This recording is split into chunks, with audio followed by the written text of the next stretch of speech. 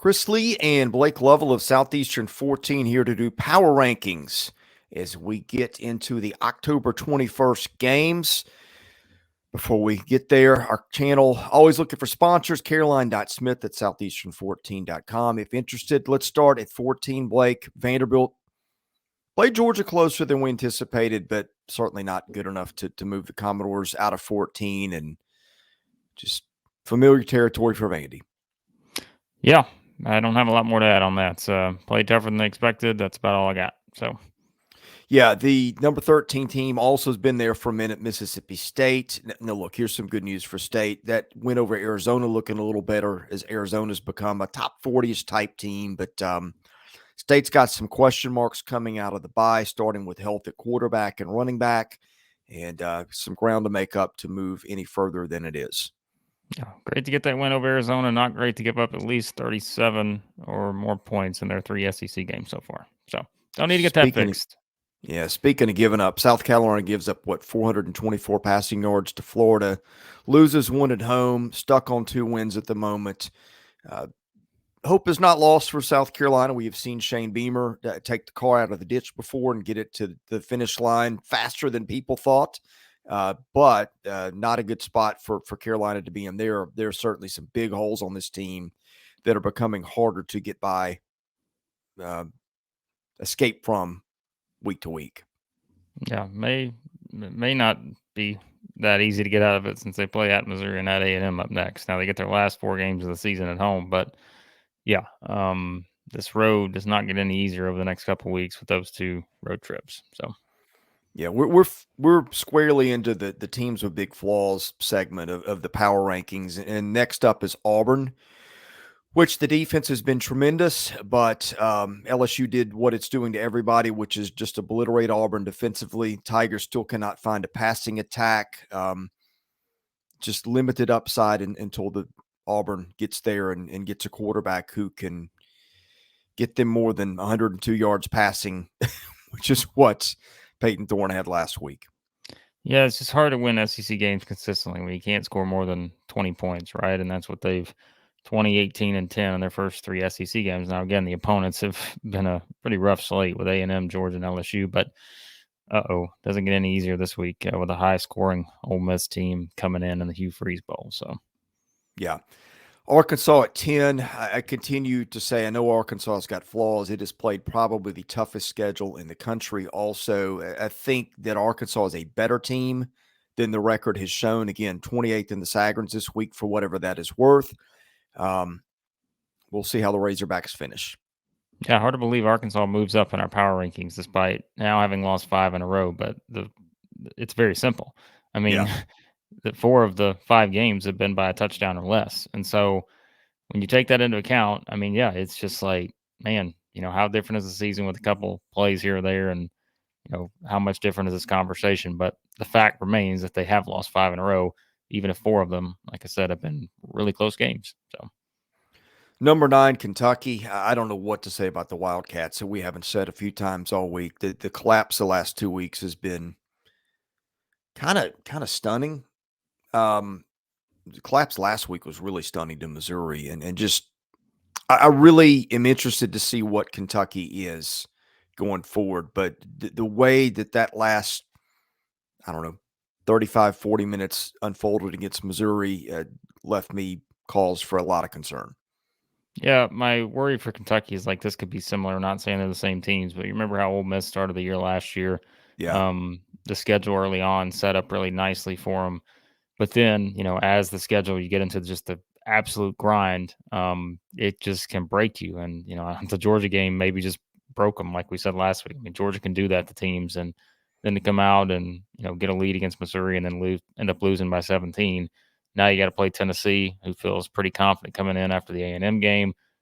Tricky game still on the road at Mississippi State, South Carolina, and Louisville now, which obviously looks a lot tougher than maybe we would have expected, 6 weeks ago.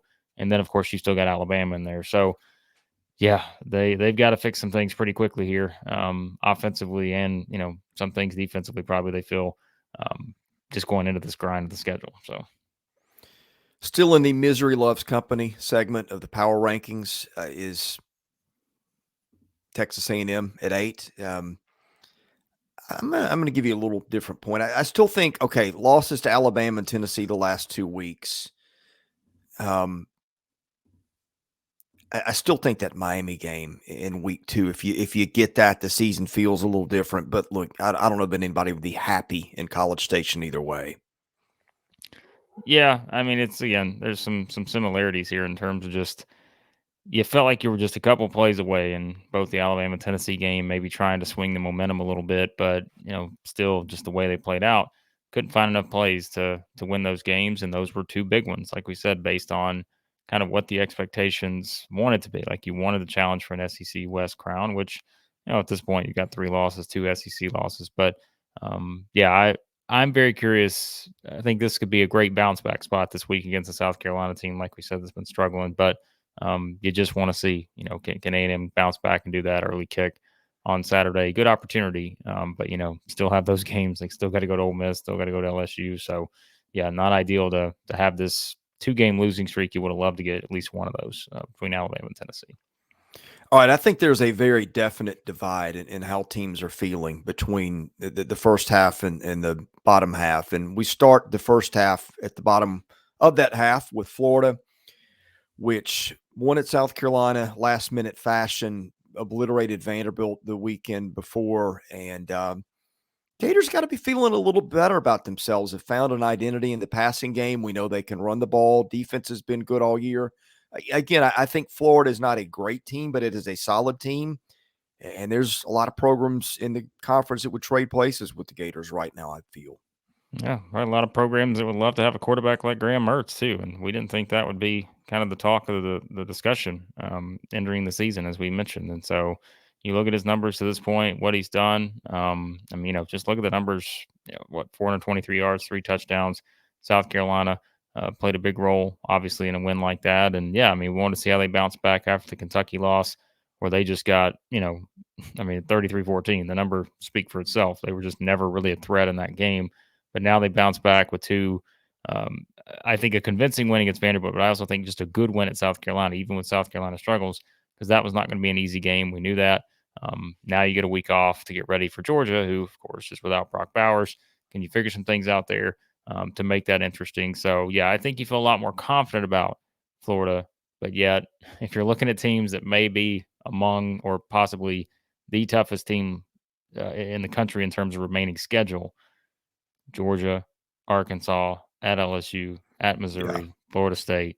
That's why, before the season started, we said there's a pretty good chance Florida's going to wind up with the toughest schedule in the country. So when you already add the teams they've already played, Utah, Tennessee, and so forth, yeah, this is that 5-game stretch we were all kind of talking about before the season started. Okay, number 6, Tennessee, in my opinion, maybe the hardest team to rank in the power ratings, because I think if you were just saying on a neutral field against whoever, I think Tennessee probably is 4, maybe even 3. But the Vols really the biggest feather in their cap so far has been beating A&M. That happened last weekend in Knoxville. Tennessee's only played away from Knoxville in a true road environment once so far. That was a loss to Florida. I mean, next biggest win, I guess at this point, South Carolina in Columbia. And that's why we've got Tennessee behind a couple other teams, because the teams in front of them have accomplished more. But Vols at 6, and look, beat Alabama, and they're zooming up the power rankings this week, and deservedly so. So we'll see how this goes. Yeah, did beat South Carolina and Knoxville, just so no one gives you a hard time for the slip there. Oh, South Carolina what did I fans will say? remind you they did beat them in Columbia last year. Oh, But yeah, yes. Sorry.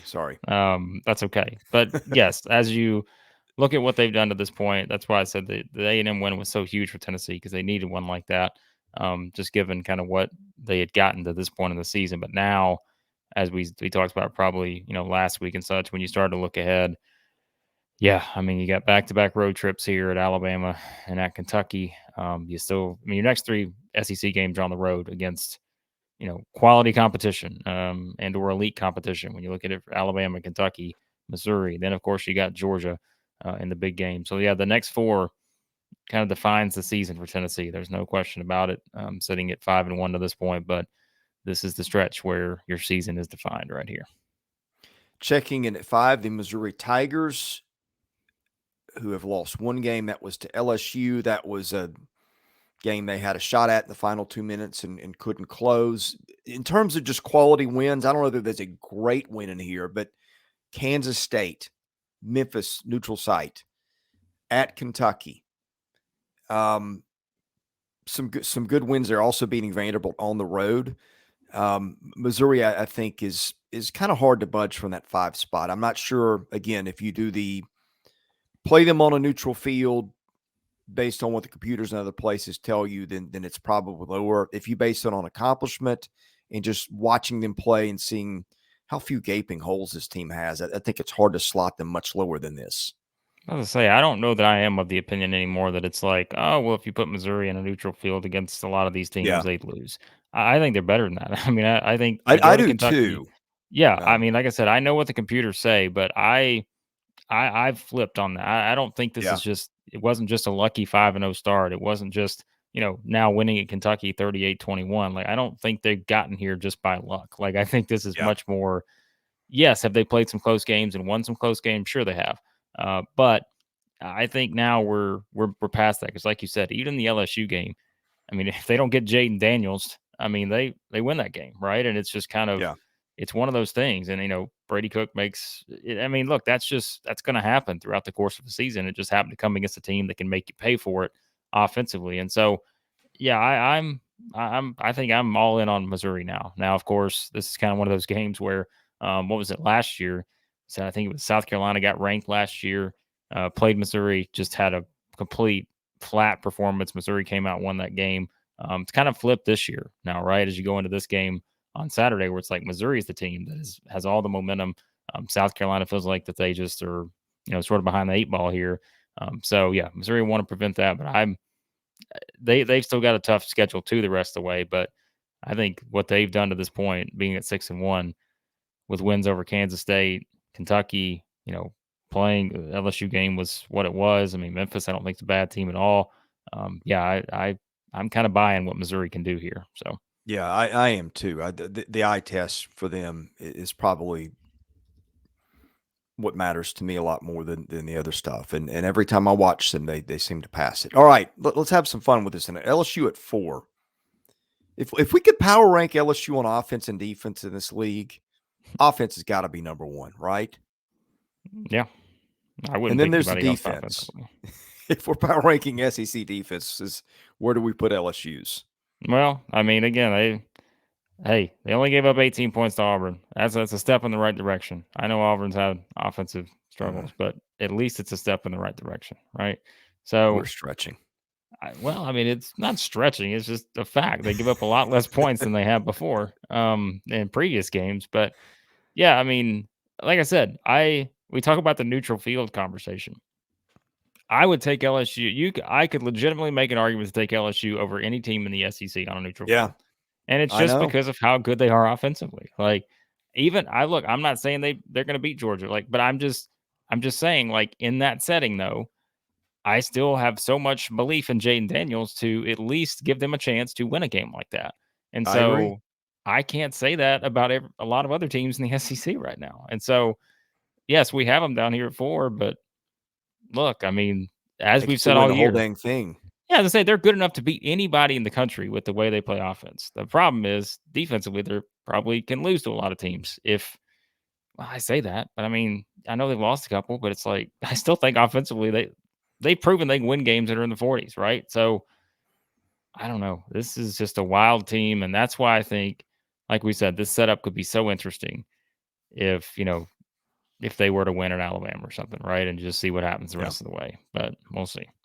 The conversation of worst defense in the league, it's LSU, South Carolina, Vandy, Mississippi State, right?